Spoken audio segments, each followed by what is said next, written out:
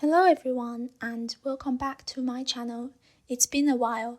I would first just like to say a huge thank you to all of you who have subscribed to my channel.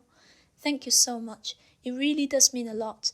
And if you're new, don't forget to subscribe and follow me on Instagram. I post my progress and videos of me speaking my target languages on Instagram. So the link is in the description. Okay, now let's get on with today's topic. So today I would like to talk about reading in your target languages. There are two types of reading techniques, extensive reading and intensive reading. I will talk about what they are and give you some of my reading tips and also where to find suitable reading materials. Extensive reading is when you read longer texts like a book or a magazine article of your choice.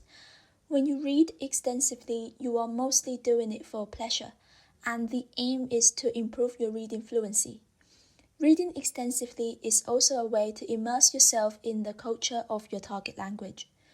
When I choose extensive reading materials, I like to read whatever that interests me, and I like to choose texts that are slightly above my current language level.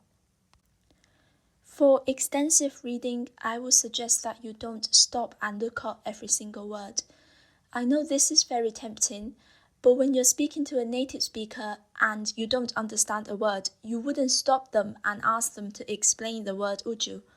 Usually, you can get a gist of what is being written without understanding every single word, or you can probably even figure out the word from the context.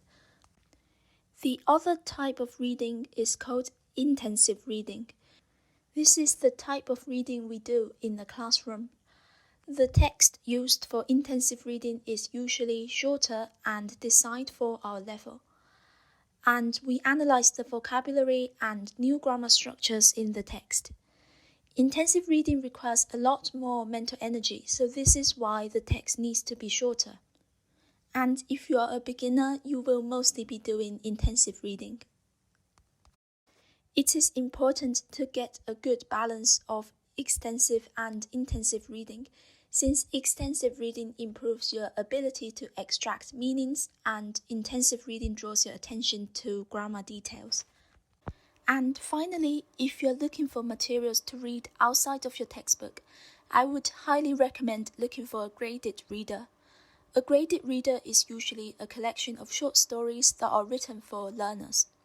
They use level-appropriate language so that you can enjoy reading without having to stop and look at every word and getting frustrated. For example, Ollie Richards has a collection of graded readers in a wide range of languages.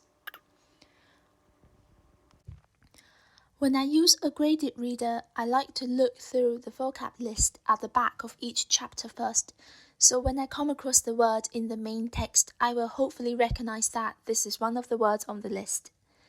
If you have a Kindle or an e-reader, you can download the Kindle app on your laptop or your phone and have the vocab list on the screen so you don't have to constantly go back and forth from the main text to the list.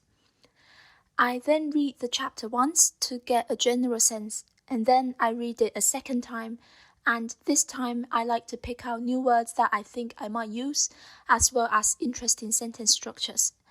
My tip is to not just learn every single word you don't know. It can quickly become overwhelming and demotivating.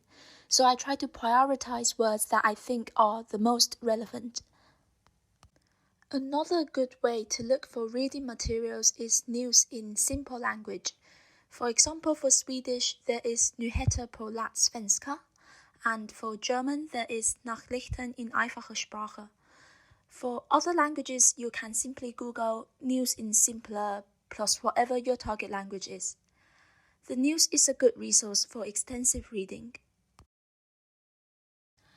That is all from me today. I hope you have enjoyed today's video and it's good to be back making videos. Don't forget to hit the subscribe button if you haven't and follow me on Instagram. I look forward to seeing you in my next video. Bye bye.